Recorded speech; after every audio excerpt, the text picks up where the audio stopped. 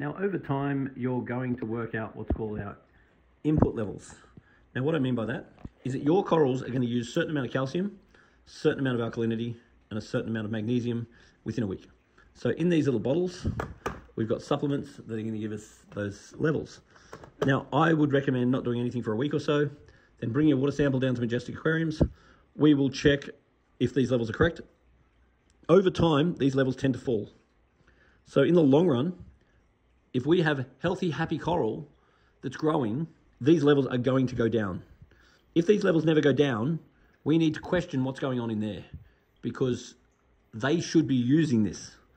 Admittedly, this tank is full of Zonanthus, which don't use a lot, but there's also a lot of coralline algae, and that does use a lot. So these levels should naturally drop. Now, if your phosphate or nitrate level is too high, that will hamper this process. So we need to make sure phosphate and nitrate are not too high. That's another conversation. So in the long run, what we're trying to do is work out how much of this per week goes in to keep that stable. Now, in a perfect world, particularly if you had a big aquarium, you might have a dosing pump, so it just does it for you. Now, as far as a little tank like this is concerned, let's say that over time, these levels start dropping, and you might add, say, a couple of mil of each a week. Now, if that couple of mil a week is enough to maintain each one of these levels, that's cool.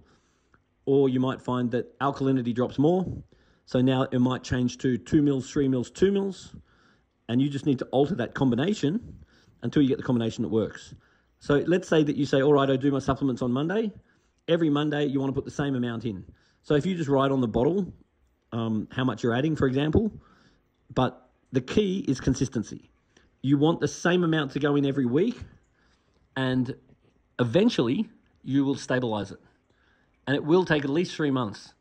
But once you've got the right amount of KH, magnesium, and calcium going into the water for the amount of corals you've got, then the tank will be stable. Now, over a period of time, as your corals increase or decrease, then you do also have to expect the amount that you add to decrease or increase. So all in all, it's very easy. We just need to balance how much of this stuff you're putting in versus how much is getting used. So let's just have a little story about fish. Now, if you buy a hand-caught fish from Australia, from companies like Cairns Marine or Monsoon, you are getting the highest quality fish you could get in the world. These fish are collected using state-of-the-art collection techniques. They're going onto a state-of-the-art collection boat. They're going to a state-of-the-art facility run by some of the world's best aquarists. They're then packed in state-of-the-art methods and shipped straight to our shop. Therefore, the chain of custody on these fish are very, very low. So if you want a good quality fish, ask for a net-caught Australian fish. Well, basically all the fish in Australia are net-caught. So if you get an Australian fish, then you're going to get the highest quality fish. The next thing is you also want to be aware that some species of fish are very easy to look after and others are very hard. So at Majestic Aquariums, next to the name of the fish, you'll see a number. And a number 1 means it's a very easy fish to keep. A number 2 means that some people have problems with them. A number 3 means good luck. Because at the end of the day, fish have got various requirements, which makes them good or not good for an aquarium. And when you go to buy your fish, you really need to bring a sample of water so we can check it, because we never want to put fish into higher salinity.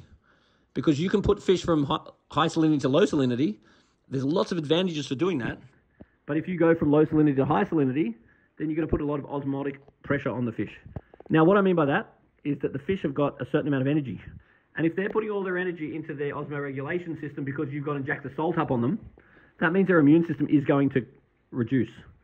If you do it the other way and you go from high salinity to low salinity, you'll give the immune system a boost. The other thing is that most of your pathogens, bacteria and so forth, they love the water more salty and they hate the water more fresh.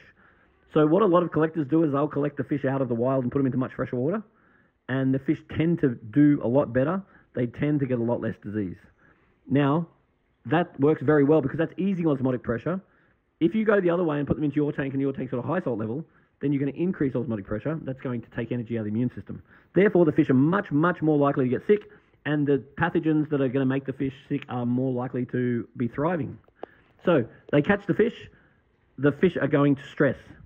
So the stress means that all of the fish's energy is instantly going into the fight or flight system, the respiration system, and out of the immune system. There are various products like Vugel that do help to artificially stimulate the immune system of the fish, but ultimately time is the ultimate. So if you put these fish in and you give them 4 weeks, and they settle into your aquarium, they get used to you, they get used to the tank, then their immune system can come back. Now, the immune system of the fish contains all sorts of antibodies that help stop them getting sick, and contains very effective anti-parasitic, antibacterial body slime and so forth that will keep the fish nice and healthy. If you are dealing with fish with no immune system because the fish is stressed, or because you've put them into higher salt, or you're putting too many fish in at once, or some other silly behavior like that, then your chance of the fish getting sick is very high. So inside every single fish is all sorts of diseases. And a healthy fish, this is of no consequence to. Like inside you is all sorts of things capable of making you sick, but you're not sick because your immune system is able to counteract any sickness. Now, when you're stressed or when your immune system falls, that's when you get sick.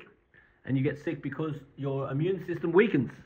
And that's the same with the fish. So if the fish have been moved, then they've gone through a stressful circumstance, then you put them into the aquarium, and then if you give them a month, then that month allows them to settle in and get their immune system back before meeting new fish. Now, let's just say that you do not respect the 1 month rule. Now, the 1 month rule is we put some fish in, we wait a month, we put some more fish in, we wait a month. We make sure the fish are only going in when the water quality is good, and then your chance of the fish going well is very high. If you're going to break the 1 month rule, then what happens is you put the fish into the aquarium and their immune system is going to be compromised. So therefore, various pathogens are going to go out into the environment and they're going to be looking for a new host. So let's say a disease like white spot. White spot is by far the most common disease that your fish are going to encounter.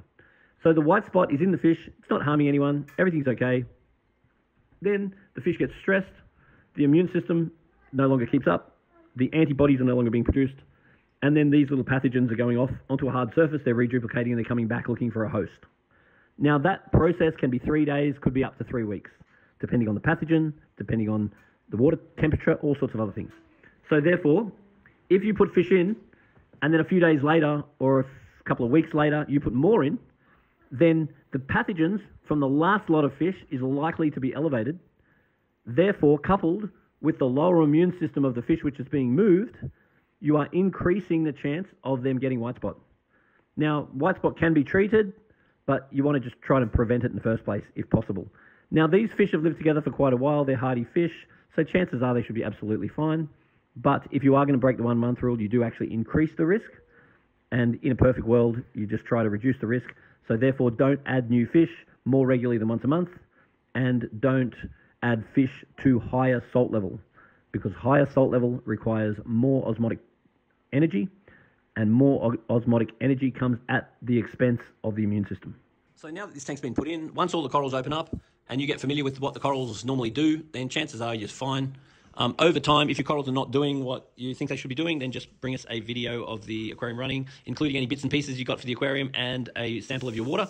And we can either instruct you in the right direction or suggest you an ICP test, which can uncover any issues that we can't detect.